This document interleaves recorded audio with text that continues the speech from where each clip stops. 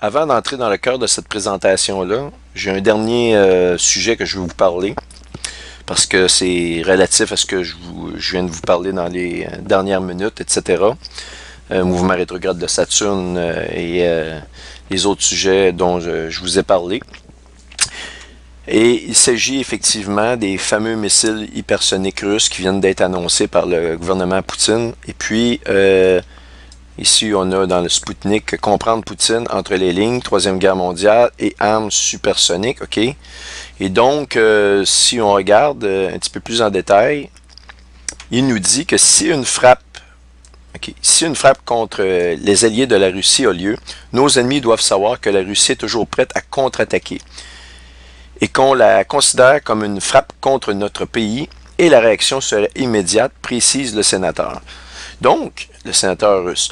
Donc, ici, ce qui est important de noter, c'est que toutes les tensions internationales qu'on a actuellement vont beaucoup au Moyen-Orient, Corée du Nord. Corée du Nord, évidemment, il y a un cercle entre la Corée du Nord, la Chine, la Russie, l'Iran. Et l'Iran a des échanges au niveau du nucléaire direct avec la Corée du Nord. En fait, ce sont tous des alliés. On parle ici de 4 pays qui est la Russie, la Chine, l'Iran et la Corée du Nord. Et donc, si la Russie considère l'Iran, la Corée du Nord, la Chine comme ses alliés, et que les États-Unis sont proches d'un conflit avec l'Iran, et puis ils sont proches d'un conflit avec la Corée du Nord, et même la Chine, ça va pas tellement bien, eh bien on peut considérer que du moment qu'il y a une guerre, la Russie va embarquer, et c'est ce que nous dit aussi les prophéties bibliques. Bon, maintenant, je ne veux pas vous parler des prophéties bibliques à ce niveau-là immédiatement. On se concentrer sur ces fameux missiles-là. Ce sont des missiles qui sont réputés à être absolument impossibles à intercepter. Ils atteignent une vitesse inégalée.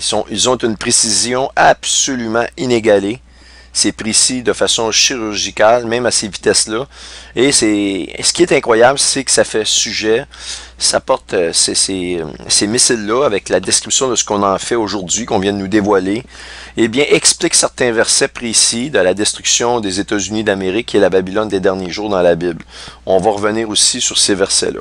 Maintenant, pour comprendre, parce que lui, Poutine va se vanter qu'ils ont travaillé longtemps, ils sont finis par réussir à développer le missile, etc., etc., que ce fut l'effort d'énormément de recherche, de travail, blablabla. Eh bien, vous allez voir qu'il n'en est rien. En fait, c'est la fondation Clinton qui a donné ces armes-là, qui a transféré ces armes-là à la Russie. Et évidemment, ici, on nous dit que l'objectif principal de ces armements-là, c'est de démotiver actuellement l'Occident et les divers pays qui sont associés à l'OTAN, qui sont en train d'entourer la Russie avec des missiles actuellement. Eh bien, le président russe, c'est ce qu'il dit, c'est pour les décourager de continuer à faire ça, pour leur montrer qu'on ne sera pas intimidé et qu'on a des armes qui pourraient les détruire très rapidement si on le veut. Maintenant, on possède ces armes-là. Alors, on va aller ici dans de l'information. Ici, si vous rentrez Hypersonic Weapon Given by the Clinton Foundation, si vous rentrez ça, ou des armes supersoniques qui ont été données par la Fondation Clinton, vous allez avoir plusieurs articles qui vont sortir. Et c'est incroyable. Et surtout, vous allez voir les dates du début de cette histoire-là. Vous allez voir que c'est Obama qui est derrière ça et que le tout a pris naissance en 2010-2011. Et 2011, comme j'ai mentionné plus souvent, c'est le temps du début des douleurs de l'enfantement. Selon moi, 2011, on a commencé à avoir des morts d'animaux inexpliquées, des mers, des fleuves rouges, une liste de 70 à 80 rivières qui sont tournées rouge-champ depuis 2011, et ça a commencé en 2011, des oiseaux qui tombent du ciel en 2011, il y a encore des morts d'animaux, de poissons inexpliqués dans le monde, 2011. Donc, les douleurs de l'enfantement, quand on parle des oiseaux et des poissons, on parle des prophéties de Osée, que dans les derniers jours, les poissons, Dieu va dépopuler les rivières des poissons et les oiseaux du ciel. On les voit, c'est incroyable parce que c'est exactement ce que la prophétie nous dit. Après ça, on parle des douleurs, les guerres et les rumeurs de guerre. On peut commencer à voir, si vous regardez, 2011, c'est l'année où on a commencé à nous parler de l'Iran qui commençait à se rebeller. On a commencé à avoir toutes sortes de guerres, de rumeurs de guerre, et qui se sont maintenant toujours de plus en plus intensifiées jusqu'à vivre aujourd'hui. On est sur le point d'une guerre. Moyen-Orient, ben c'est là que ça a commencé, les premiers intifadas et la tension a commencé à monter. C'est 2011, l'année qu'on peut identifier comme étant le début de ces choses-là. Donc j'identifie 2011 comme le début des douleurs de l'enfantement. Est-ce que Jésus nous parle? Il va y avoir des douleurs de l'enfantement, il va y avoir des guerres, des rumeurs de guerre, mais il faut que ces choses-là arrivent d'abord. N'en soyez pas troublés, car ces choses-là doivent arriver d'abord, et pour que la fin puisse arriver. Donc, nous sommes encore dans les guerres, rumeurs de guerre, sauf que là, on commence à sentir la pression et la sauce chaude. Est-ce qu'il va y avoir un accord de paix subi et inattendu avant une destruction subite, ou une genre de guerre qui va mener un accord de paix avec une ruine vraiment subite, majeure après? Ça, j'ai pas toutes les réponses là-dessus. Je commence à penser que nous allons avoir une genre d'accord de paix inattendu, malgré tout ce qu'on avait comme tension. Et puis que c'est après que toutes les tuiles vont tomber, mais là-dessus, je peux pas vous le certifier à 100%. Alors ici, un article de Washington Examiner qui date de 2016 et qui revient sur une histoire absolument, c'est un scandale incroyable. Ok, ici, là, et tout tente à croire que Donald Trump va tenter de dévoiler ces choses-là. Mais Donald Trump a fort à faire actuellement et vous devez comprendre qu'il marche sur des œufs, sauf qu'il sait ce qu'il fait, malgré tout, mais il a plusieurs combats à mener. On a juste à penser au scandale de Pizzagate, etc., pour la pornographie infantile, d'hommes politiques très influents partout sur la planète, mais beaucoup aux États-Unis, dans le Parti démocratique et aussi dans le parti républicain, majoritairement dans le Parti démocratique. Ici, on nous dit que des courriels démontrent que Clinton a des relations avec un Russe faisant partie de l'oligarchie. Okay? L'oligarchie, qu'est-ce que c'est? C'est un groupe de personnes très influents, très riches, à l'intérieur d'un pays ou d'une organisation qui ont tellement d'influence, d'argent, de pouvoir qu'ils peuvent en contrôler le pays ou avoir beaucoup d'influence sur la politique de ce pays-là. Alors, on n'a qu'à parler à George Soros, qui fait partie de l'oligarchie, dans le fond, on pourrait dire mondiale, mais surtout principalement américaine, dans laquelle, avec son argent, il peut contrôler les politiques, il contrôle les médias, etc., etc. OK? Un article qui date de 2016, donc comme je vous le dis, et c'est une histoire qui a commencé au mois de mai 2010. Et donc, ce sont des courriels qui proviennent de la fondation Clinton. Et c'est dans le courriel-là, on voit que la fondation Clinton a mis de la pression pour obtenir un meeting avec Bill Clinton et un très puissant russe faisant partie de l'oligarchie, comme je vous dis ici, et pour éventuellement avoir une réunion pour avoir évidemment de l'argent et des échanges avec cet homme-là. L'homme identifié ici, c'est Victor Vekselberg. Et nous allons regarder qui est cet homme-là. Voyons ici, Victor Vekselberg. C'est un homme, c'est un très très riche entrepreneur vivant en Ukraine et c'est un entrepreneur russe. Et on voit ici sa photo en médaillon. Il est âgé actuellement de 60 ans. Bon, maintenant, en addition avec Victor Vekselberg, qui fait partie de l'oligarchie russe, il y a deux autres personnages très importants que je veux que vous reteniez dans votre mémoire, dans votre esprit, parce que ce que je vais faire, je vais prendre l'article du scandale de la manière et des détails par lequel la fondation Clinton, Madame Clinton, Bill Clinton ont transféré la technologie des missiles hypersoniques sous les ordres d'Obama, sur la demande d'Obama, en catimini évidemment, sans aucun mot dans les médias. Je vais passer paragraphe par paragraphe pour que vous compreniez bien l'incroyable synchronisme avec le mouvement rétrograde de Saturne. Il y a, à tout le moins, je pense, c'est des preuves supplémentaires qu'il y a lieu de se questionner sur ce qui s'est passé vraiment. Est-ce qu'il y a eu un changement de pouvoir? Est-ce que, à nouveau de Poutine en 2013, c'est 2013, oui, eh bien, la question se pose. Maintenant, vous allez voir les preuves. Donc, en addition avec Viktor Vekselberg, nous allons regarder ici. Nous avons Dimitri Medvedev, qui est l'ancien président de la Fédération russe. Lui a été en poste du 7 mai 2008 jusqu'au 7 mai 2012. Et au 7 mai 2012, c'est Vladimir Poutine qui est devenu président russe. On le voit ici, mandat présidentiel du 7 mai 2000 au 7 mai 2008, par lequel c'est Dimitri, ici à partir de 2008, qui a pris le relais. Et après, en 2012, c'est Poutine qui est revenu. Ici, on le voit, le 7 mai 2012. Voyez-vous ici. Et étant donné que son mandat n'est pas terminé, on a un tiret jusqu'à quand ça va aller. Récemment, il y a eu les élections russes et Vladimir Poutine a remporté, comme vous le savez déjà. Donc, ceci étant dit, nous allons retourner à l'article qui est ici.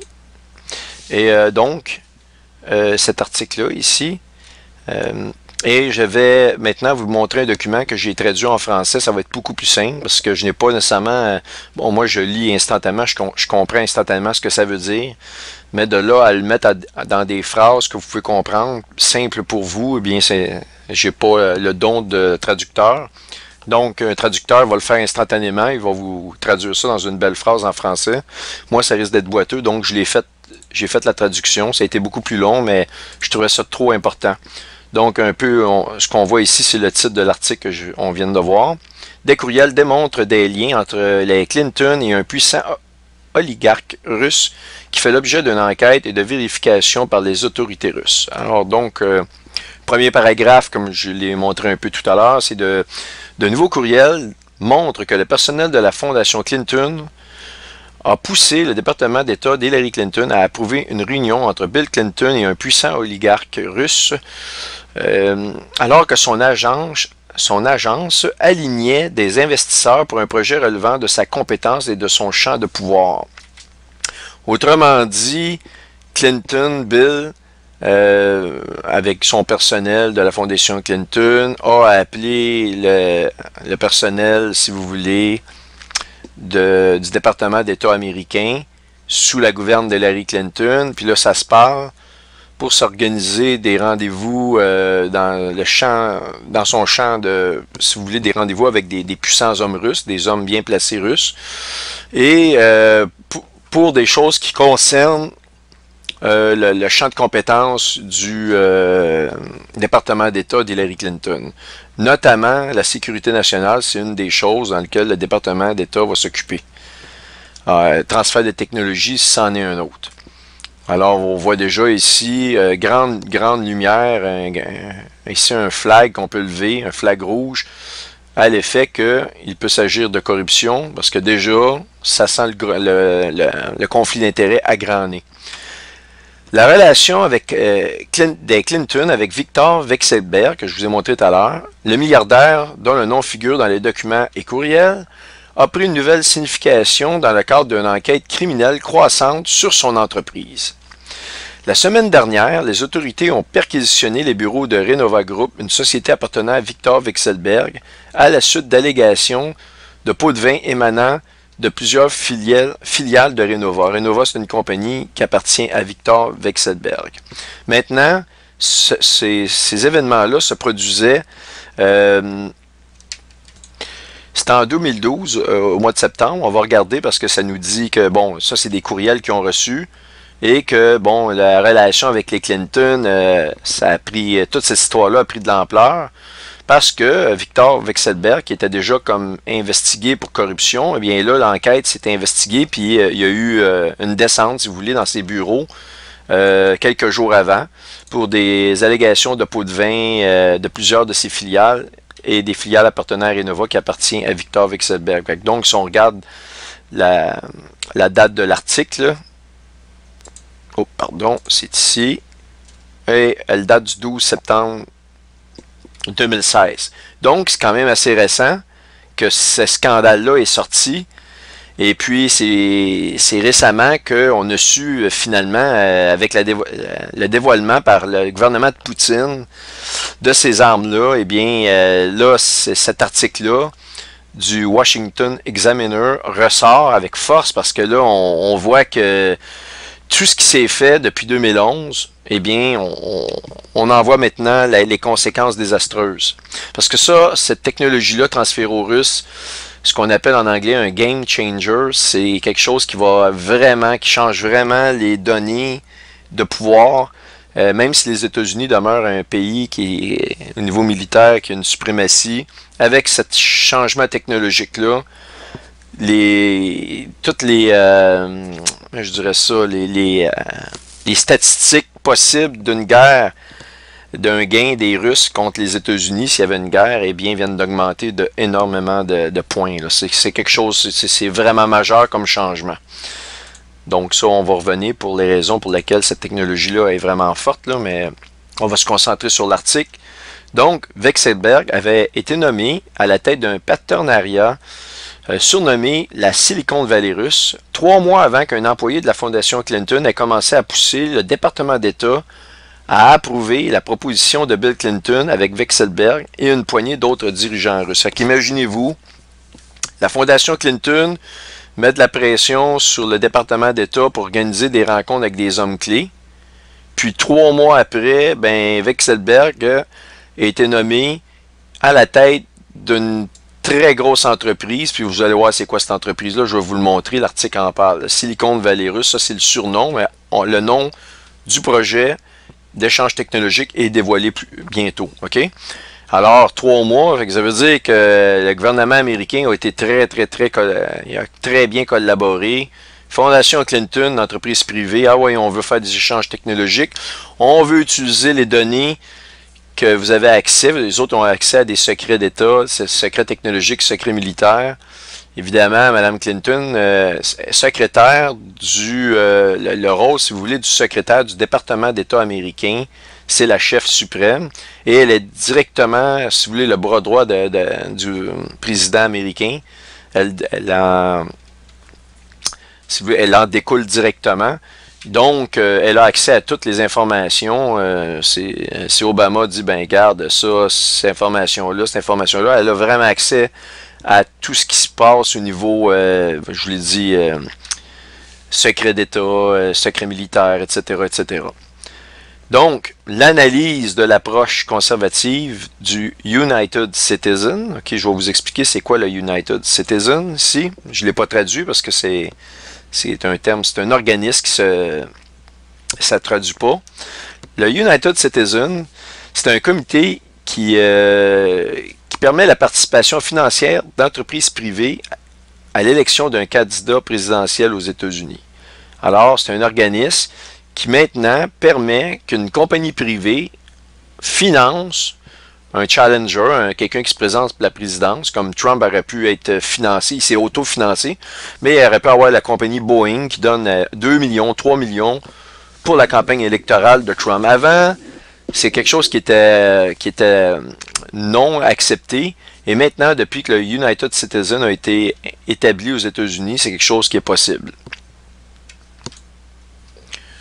Donc, on le voit ici, le Citizen United versus le Federal Election Commission. Okay?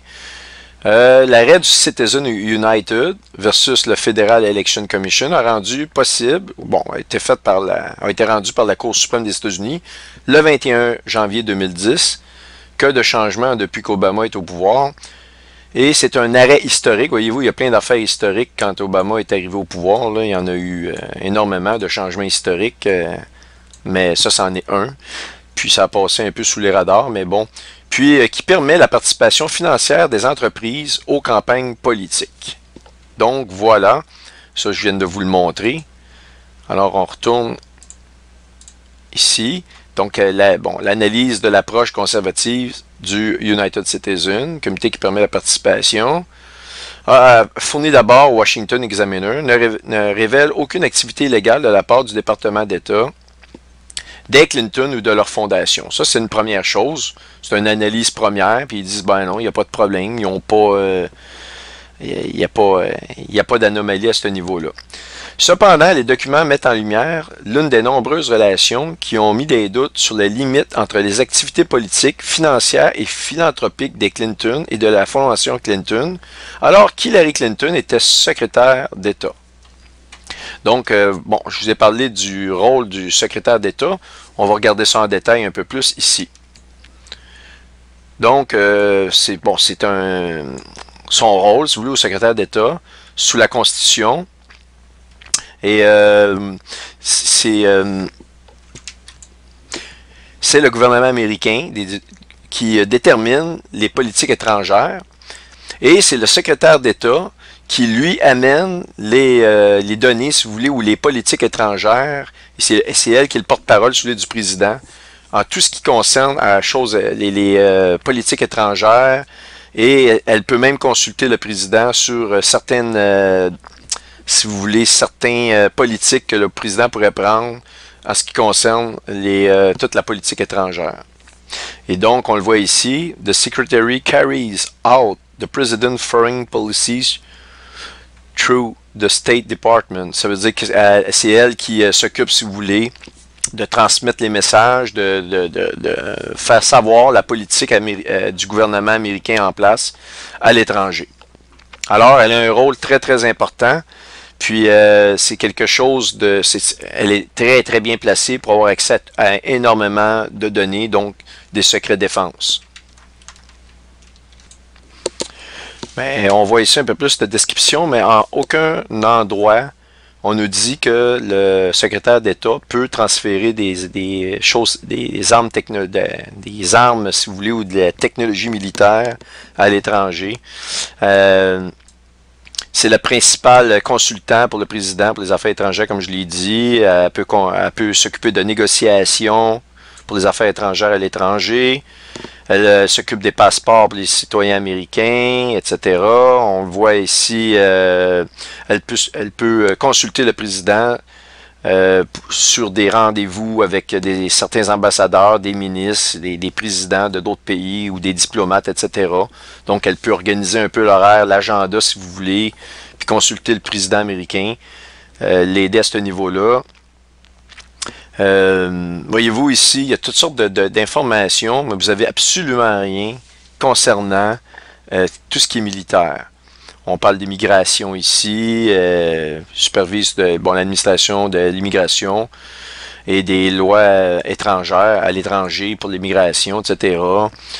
On n'a absolument rien, voyez-vous, qui nous parle du militaire. Elle peut même promouvoir si vous voulez, au niveau de l'économie entre deux pays, pour les intérêts des États-Unis, mais absolument rien pour le militaire. Donc, on revient à l'article. C'est là que ça va devenir très intéressant.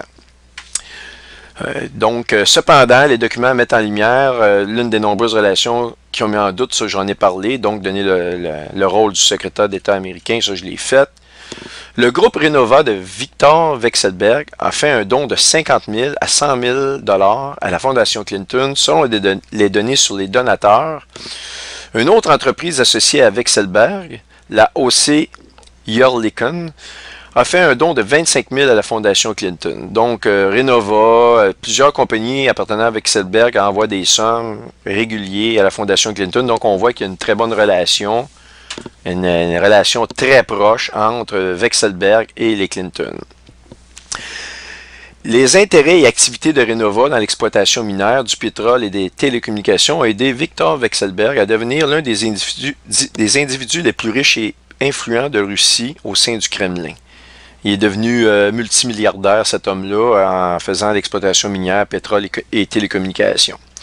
À partir de mai 2010, Amitabh Dese, un employé de la Fondation Clinton qui servait de liaison fréquente avec le département d'État de la part de Bill Clinton, a demandé aux responsables de l'agence, autrement dit du département de l'État américain, appelé aussi le US State Department en anglais, s'ils avaient des objections à ce que l'ancien président, Bill Clinton, organise une série de rencontres avec un certain nombre de cadres et dirigeants russes.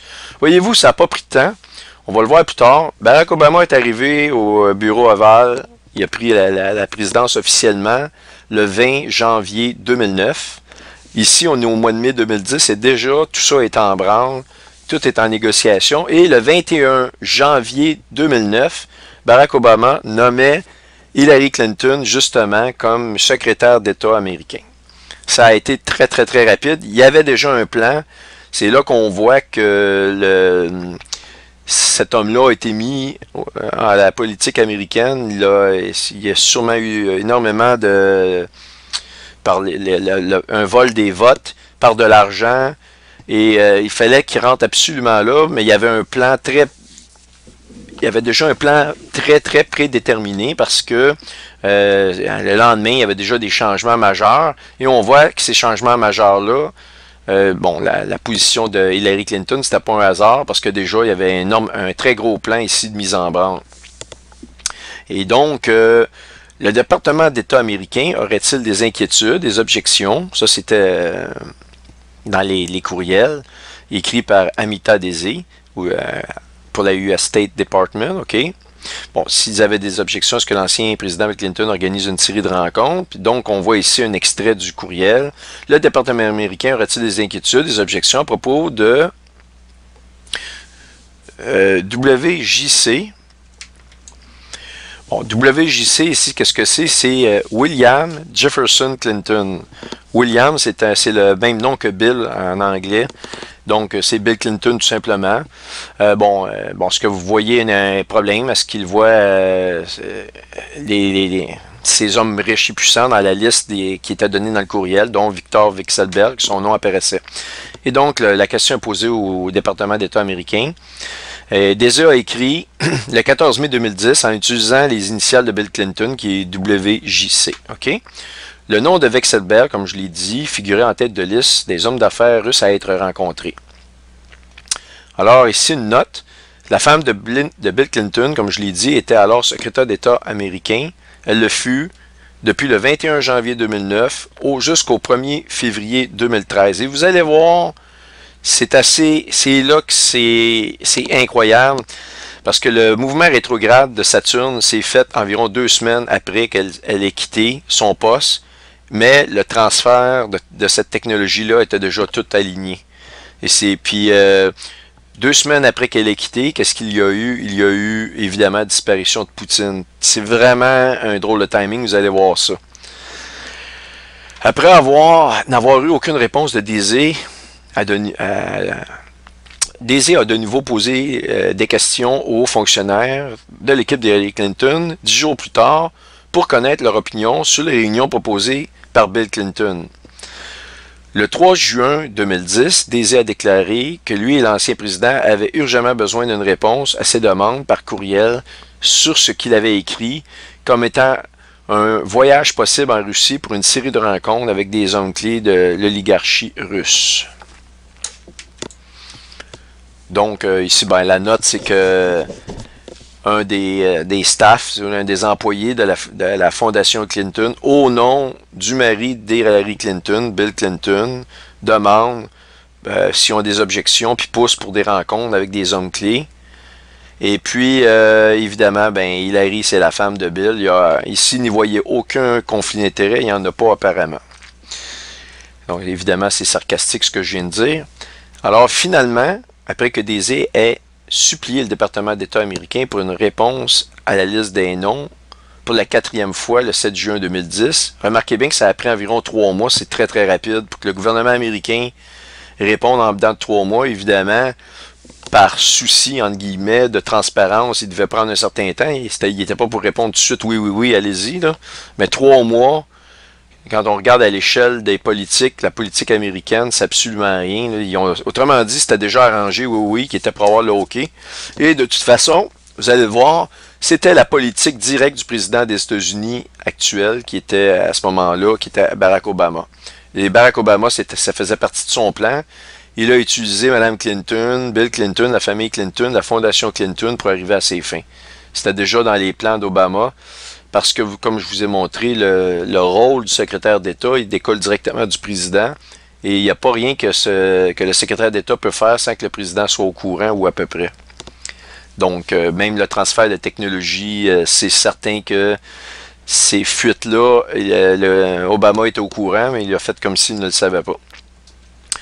Alors donc, finalement, après que Daisy ait supplié le département américain pour une réponse à la liste des noms, pour la 4e fois, le 7 juin 2010, Jake Sullivan, un haut assistant d'Hillary Clinton, a transmis la demande à un autre fonctionnaire du département d'État en lui demandant quel est le problème avec cela. Autrement dit, vous répondez pas, y a-t-il un problème? Pour pousser un petit peu l'affaire. En avril de la même année, le personnel de Bill Clinton a soumis au bureau d'éthique du département d'État une demande pour que l'ex-président puisse prononcer un discours payant à Moscou. Le 28 juin 2010, un engagement qui nécessitait un voyage en Russie tel que décrit à la demande de Daisy. Note, Bill Clinton avait donc déjà fait son discours sans l'accord au préalable du département d'État sur l'ensemble des rencontres proposées par Daisy dans ses nombreux courriels. D'hommes russes clés et influents. C'est-à-dire qu'ils ont envoyé la demande pour faire plusieurs rencontres. Comme ils voyaient que ça retardait, Bill Clinton a fait faire une demande pour aller faire un speech là-bas.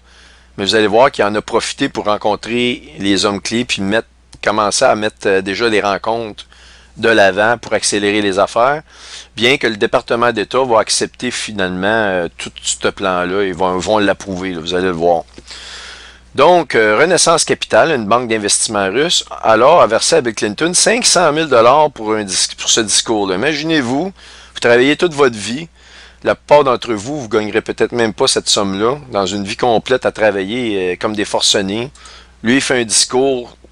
Bon, je ne sais pas c'était quoi la nature du discours, peu importe.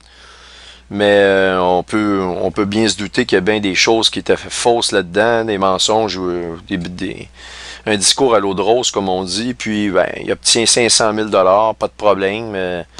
Je veux dire, ça fait cher à payer de l'heure, ça, comme on pouvait voir. Bref, il reçoit 500 000 $.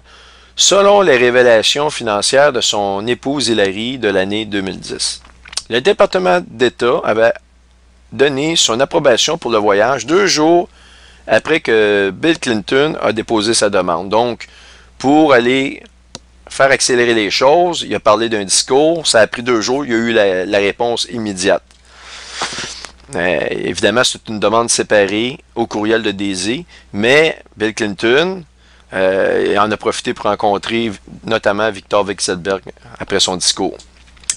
Le voyage de l'ancien président américain, Bill Clinton, en Russie pour ce discours, ainsi que pour effectuer des rencontres potentielles avec Victor Vekselberg et d'autres personnes influentes russes, est survenu alors que les départements d'État étaient sous la gouverne d'Hillary Clinton, qui travaillait alors déjà pour susciter l'intérêt pour un projet de partage technologique dirigé par Victor Vekselberg, appelé Skolkovo. Bon, ça c'est le nom du projet ici. Skolkovo, c'est le nom du projet qui est dévoilé pour la première fois.